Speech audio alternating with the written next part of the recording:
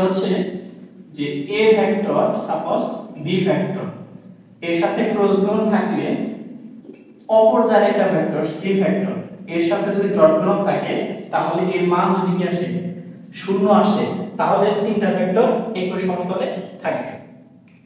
এখন দেখো এখানে কি বলছে যে a একটা ভেক্টর b একটা ভেক্টর c একটা ভেক্টর এই ভেক্টরের একই সমতলে অবস্থান করলে a এর মান নির্ণয় করো।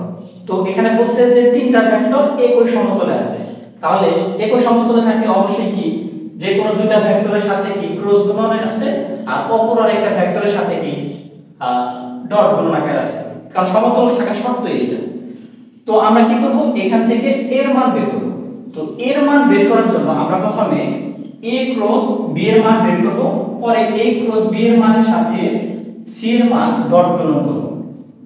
এখন দেখো তাহলে আমরা পর্যায়ক্রমিকভাবে করি। তো প্রথমে আমরা এখানে a ক্রস b এর মান বের করব, a vector cross b vector equal to, তো এখানে যেহেতু ভেক্টরের ইকুয়াল দেওয়া আছে তো আমরা এখানে প্রথমে i cap j cap k cap তো নির্ণায়কের মাধ্যমে বের করব।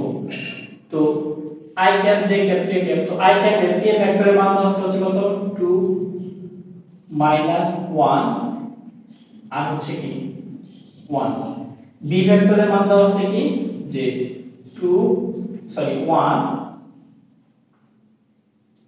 2 -3।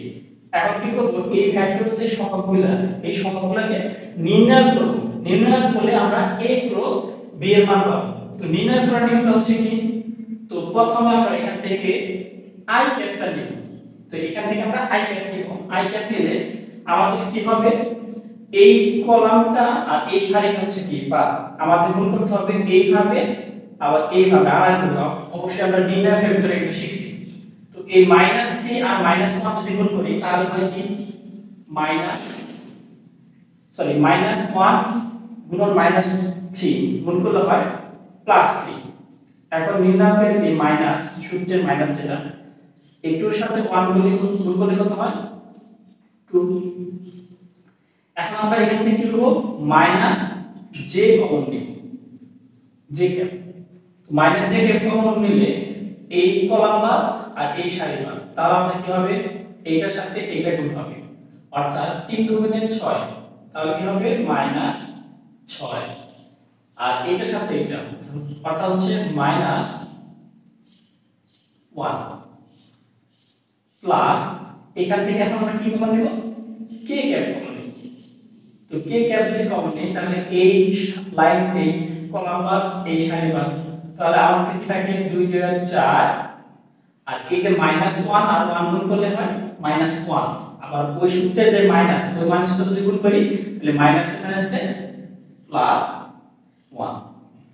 তো আমরা এখানে লিখতে পারি সেটা হচ্ছে কি যে -3 থেকে 2 বাদ দিলে কত থাকে 1 বা i ক্যাপ, তো 3 থেকে 2 বাদ দিলে তাহলে i ক্যাপ থাকে।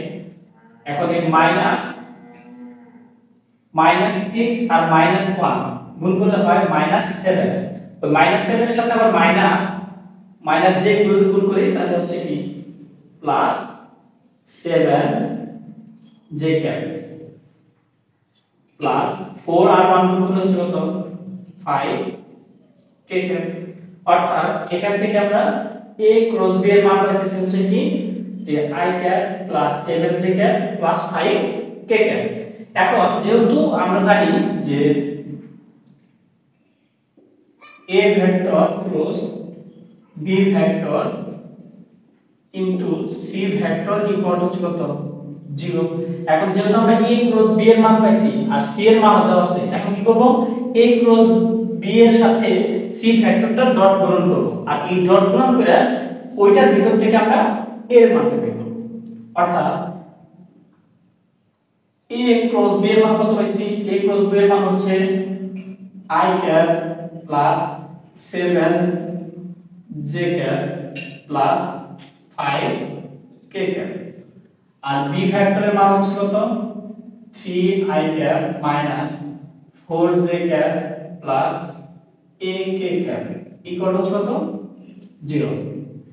তো তো এখন কি করব, এইখান থেকে এই যে এর মানটা, এটার মান বের করব। আর এর মান বের করলেই বুঝবো যে এই মানটার জন্যই তিনটা ভেক্টর হচ্ছে কি একই সমতলে থাকবে। তো 3 এর সাথে যদি আমরা এই যে i ক্যাপের সাথে i ক্যাপ যদি ডট প্রোডাক্ট করি তাহলে হলো 3 প্লাস আর মাইনাস হচ্ছে কত, মাইনাস, আর 4 7 হচ্ছে কত, 28, প্লাস 5 এর সাথে যদি a গুণ করি তাহলে হচ্ছে কি 5a ইকুয়াল হচ্ছে কত, 0। এখন দেখো এই 28 থেকে যদি আমি 3 বার দিতে থাকি হচ্ছে কি মাইনাস 25 ইকুয়াল হচ্ছে কত, 5a, বা a, এখন যদি a ইকুয়ালটা কি লিখতে পারি যে মাইনাস 25 ভাগ a।